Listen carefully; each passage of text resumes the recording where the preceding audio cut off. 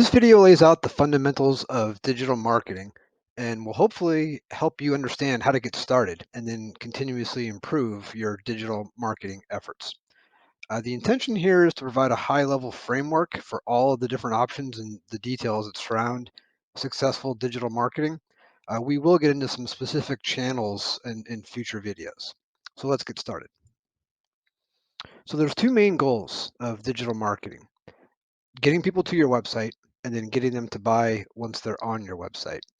That's really all there is. I mean, there's no matter how you slice it, that's kind of the only two games that you'll be playing: getting people to the website and then getting them to purchase once they're on your website. So to put that another way, you're going to be dealing with traffic and conversions. Traffic is getting people to the website, and conversions, also known as orders, that's the number of people that are converting on your website once they get there. So getting people to the site involves all the different channels and means by which you might be able to achieve that. So it could be email marketing, could be Google search, could be search engine optimization, social media, paid advertising, et cetera, et cetera. Lots of different options surrounding driving traffic to the site. And then again, you'll be constantly focused on how do you increase the conversion rate of those people that are dropping onto the website. The conversion rate simply is the number of people who are visiting the site divided by the number of people who actually purchased or conversions.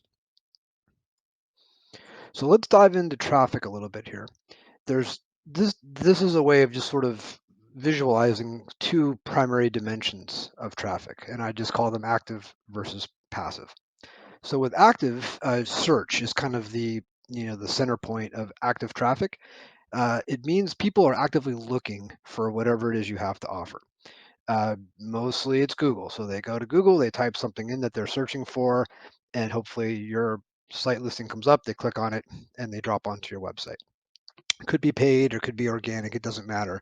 But the point here is that those people have a high intention. They're actively seeking whatever it is that you might have to offer.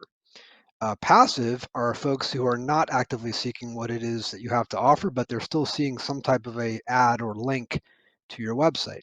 So an example could be social or email, where someone's just on their phone or on their computer, and maybe they're on Facebook or Instagram, and one of your ads or posts just comes up in their feed, and it's promoting some kind of a product or service. They're not necessarily looking for that at the moment, so they're less likely to have high intent. They're just not actively seeking whatever it is that you're offering to the marketplace. So the passive part of traffic has low intention, and you tend to see lower conversion rates as a result of that because fewer people are interested in the link or the ad, fewer people click, and fewer still convert once they land on to the website. So then another dimension of traffic is paid versus non-paid. So you can certainly pay for traffic. Google Ads is kind of the king of this space. You basically buy certain keywords, and Google will display your ad based upon whatever keywords people are typing in. Bing, also known as Microsoft Ads, has a similar program as that. And you could buy ads from social media channels and, of course, email and so on. Non-paid, the big one is organic search. So you're not paying Google for a placement, you're just configuring your website. It's referred to as search engine optimization. You're configuring your website in such a fashion, adding certain keywords on certain pages to hopefully convince Google to index your website or particular pages of your website based on certain keywords that people might type in. You can also engage in non-paid through social media. That's basically just doing posts and maintaining a good presence on social media. You're just not necessarily paying for any ads there. So the key, though, is to focus on traffic first, especially if you're a newer business or a business that's not getting a whole lot of traffic, before you start to engage in conversion optimization, meaning working on ways to get people to buy more and more often, more frequently once they land on your website. The reason for this is because you need to use data to make good decisions surrounding what to optimize on your website for conversion. If you're not getting very much traffic, it's going to be pretty tough to figure out what changes might you need to make to convince people to buy more. Is it pricing? Is it maybe more product images? Is it product descriptions and so on and so on? Focus on traffic first because with enough traffic, you can begin to see patterns emerging in the data, And from that data set, you can start to make decisions and testings and hopefully continually ramp up your conversion rate. So traffic is always first, and then the more traffic that you're piling up, you can dig into some conversion optimization. So there's some tools out there that are available to help with this entire process. The two top ones are imperative. So Google Analytics will show you where people are coming from, like what channels are coming from, and then a lot of insight into what they do once they land on your website, including orders and order revenue and stuff like that. Google Search Console will tell you what's going on within Google Organic, meaning the free portion of Google. It will help you understand the level to which your website is indexed, what pages are indexed, what position they're coming up in when people search, and most importantly, what keywords people are finding you for. These other two are, it just depends on your business type. So Google Business Profile Manager is Google's local search component. It's also free. So if you have a local business where you serve any kind of a local market, makes a lot of sense to create your Google Business Profile listing, and that might be a great way to compete in your local marketplace. And then finally, Google Ads. It's free to join, and then you pay for the clicks that accumulate. And again, you're basically just paying Google for particular keywords that you feel might convert well relating to your products and services.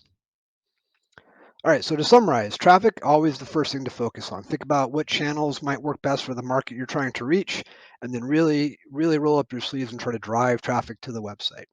Once that's going on, dig deeper into conversions, study what pages people are dropping onto, and always try to force higher conversion rates by changing little things on all those different pages. The type of traffic could be active, meaning people are actively looking for whatever it is you might sell. Always focus on this first because you have a higher likelihood that people will convert once they land. Passive is something to focus on maybe after you've done almost as much as you can on the active side of traffic. Paid ads, it just depends. It's a broad world out there when it comes to paid advertising, particularly through Google Ads. I like to start with just traffic, ideally some organic traffic. Start to see some patterns emerging around keywords that people tend to search for and convert well, and then start to take small steps toward paid advertising across Google Ads or really any other channel for that matter. Having said that, email is something I would encourage you to do right away. For that, it's a relatively small sort of entry point. You can sign up with any of the popular mail ISP services out there like MailChimp, Constant Contact, and so forth. Uh, and then just collect email addresses from your clients because they are most likely to come back and order some more from you if they receive some kind of a campaign. And then the non-paid side of traffic is mostly organic search through Google. That's really the monster here that's going to get the most possible visibility. And then finally, the tools that I mentioned. They're, again, analytics and search console, no brainers. Sign up for those right away and start sort of sizing up the data that you'll see. If you're a local business, definitely Google Business Profile Manager is a must. And then optionally, you could go into Google Ads for certain keywords. All right, I hope that was useful. Thank you so much.